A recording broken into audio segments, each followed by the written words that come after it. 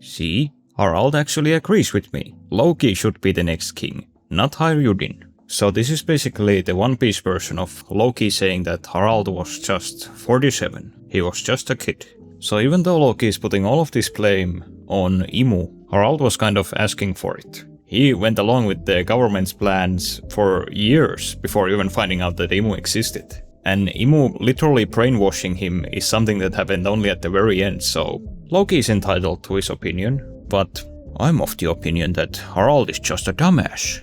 It's definitely nice to see that the manga hasn't forgotten about Bonnie. I'm not sure if I've just missed her, but I don't think we've seen her in like multiple chapters. I'm usually a fan of how TCB writes the dialogue, but here I don't think Loki in the original Japanese used the word tanked. Nobody really says that in real life. See, this is something Imu keeps repeating, which is military power or military might. For example, he said it the first time he came to Elbaf while possessing Gunko's body. I guess it's a hint that Imu even sees his personal power as being like a part of his military might, or in other words, the government's military might, rather than how normally One Piece characters just talk about their like own might. You'd never hear Luffy calling his own strength military power. So yeah, I guess Imu is a politician.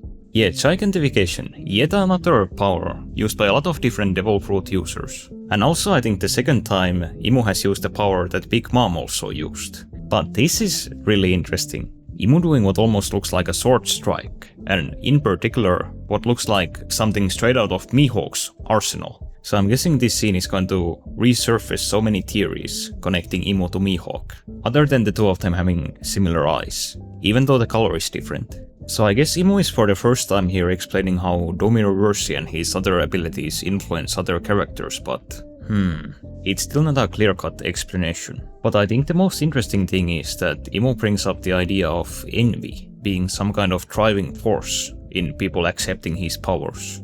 I guess I could see why the giant warrior pirates would have some kind of envy, even though I can't really think of any scene that actually showed it. But I'm not sure. Like, what was Rocksteady Sebek so envious about? That he was so vulnerable to Domiroverse? And is Loki really a character so devoid of envy? I don't really think so.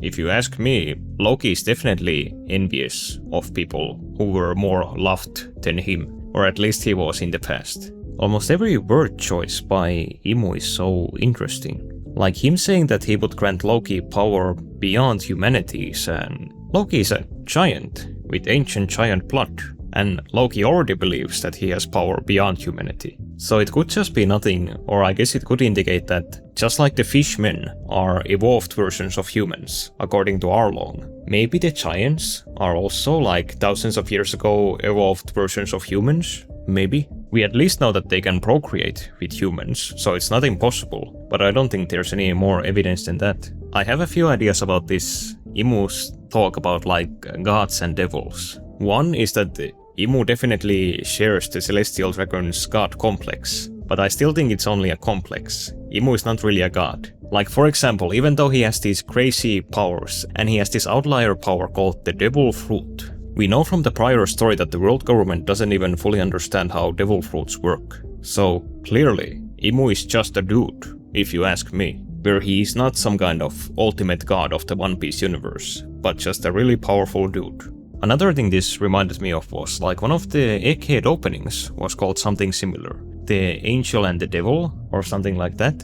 And this is one of the big ideas behind the world government, where at the same time they embody so many elements of both heaven and hell. Just to name a few, their home is called the Holy Land, Celestial Dragons are referred to as saints, and they even have these angelic bodyguards like the Seraphim. But then on the other hand, you look at something like Imu's form on Elbaf, or the bestial transformations of the Five Elders, and they're actually very demonic. I think Sabo kind of put it the best, where he was surprised to find hell at the top of the world. So Loki saying that he's not someone who wants to be dominated by anyone. I wonder if that's the reason why him and Lola could never work out.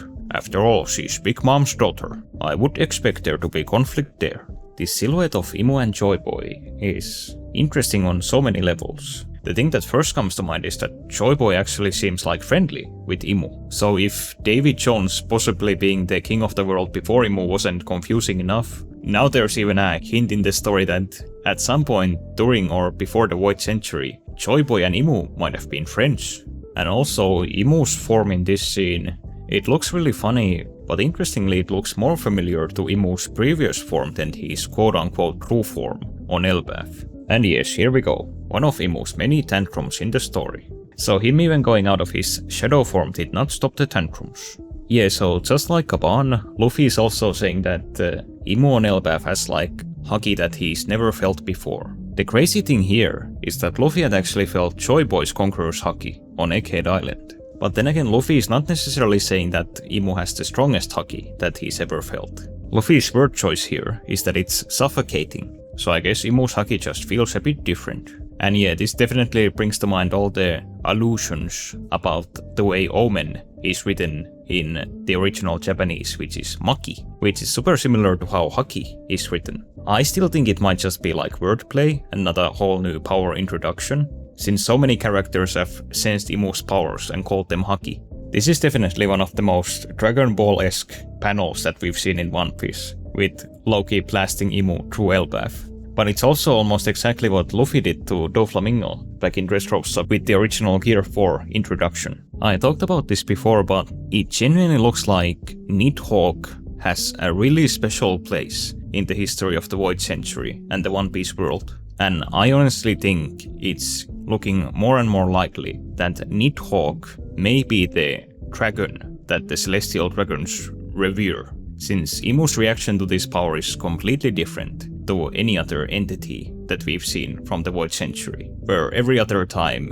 Imu is just incredibly mad, but with Nidhogg he's almost gleeful. So even though Imu sees Loki as being someone who has to be erased, this might not actually apply to Nidhogg, where I think it's very likely that Imu and the world government want Nidhogg's power, and that it could be one of the most important pieces in the puzzle of how they plan on controlling the world. But anyway, that's a topic for bigger videos. Or you could actually click this video where I talk about this connection in the end, where the Nidhogg dragon might be this kind of primordial entity that overlooks the entire One Piece lore.